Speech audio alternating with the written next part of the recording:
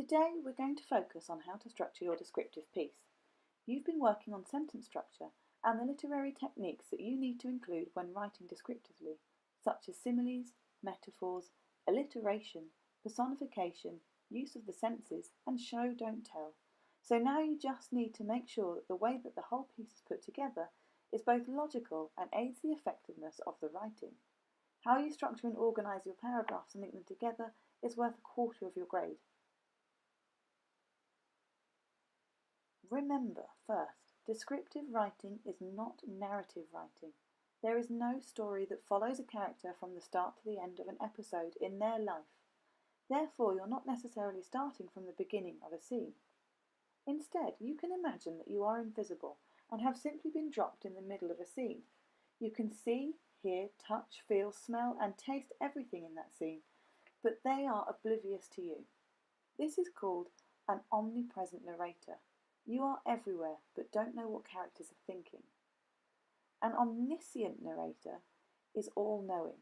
They can see everything and know what characters are thinking. This is not for descriptive writing.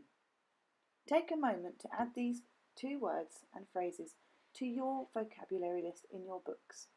You can pause the video to add to your detail.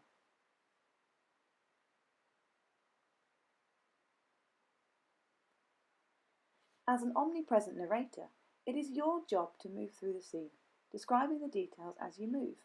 For example, the piece called Scene at the Fun Fair that you've read does just this. It takes us through the scene. This trick is called spatial ordering. Please add that to your vocabulary list too. Now, how do you actually structure a piece of descriptive writing? As in, what should go into each paragraph? A lot of writers say when they start a piece of creative writing, I just don't know how to start. And the answer here is with an overview. In your opening paragraph, give a general overview of the scene around you, always focusing on the senses. What can be seen? What can be smelt? What can be heard? And so on. This will set your reader up to clearly understand where they are and the broader image of this scene. After this, in paragraph 2, you can start figuratively moving through the scene, spatial ordering. Focus in on one detail. Maybe it's a couple arguing or a bird sitting on a fence. Maybe it's the detail of the dew resting on the grass. Develop this specific detail by using the literary techniques you know. Continue to move through your scene in paragraph 3 by focusing on another new detail. A car rushes past, spraying passers-by with puddled water, or a cat knocks over a bin, sending trash spraying into the garden. Continue with this idea for 3 to 4 paragraphs, so that by the end you focused in on 3 to 4 specific details within the scene. Finally, if you're feeling really flashy, you can add a small paragraph at the end and link back to the first one, or give a general overview of the scene. This shows that you're concentrating on the little details. This is how it might look on page.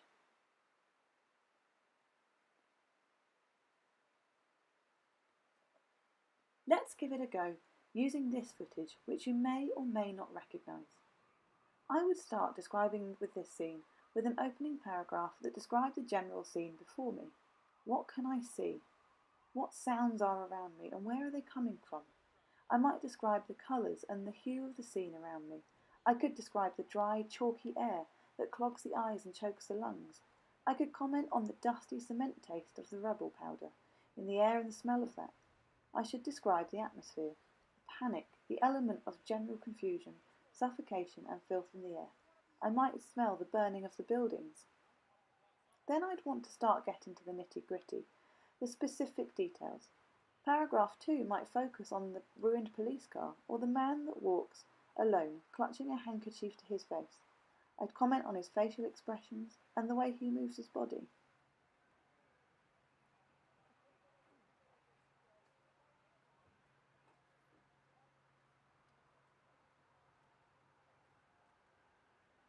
I move again through the scene, spatial ordering. I'd select a new piece of detail to focus on. Maybe this is the woman carrying her bag. Maybe it's the 4 people walking together. Remember, each new element of detail requires a new paragraph. Maybe it's the smoke streaming from the tower, or the police officers running away with the pedestrians. It might be the movement of the dust cloud through the street.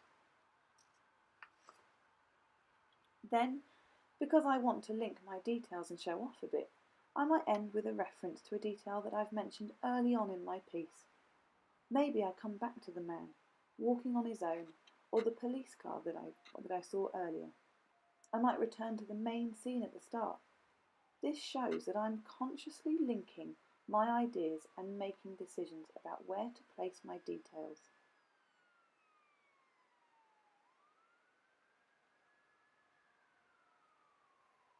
And there you have it.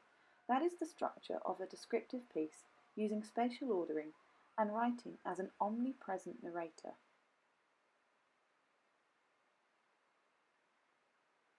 Here are some tips. Number 1. This is not a story. Don't follow one character on their journey from beginning through middle to the end. Number 2. This is structural similar links to an essay.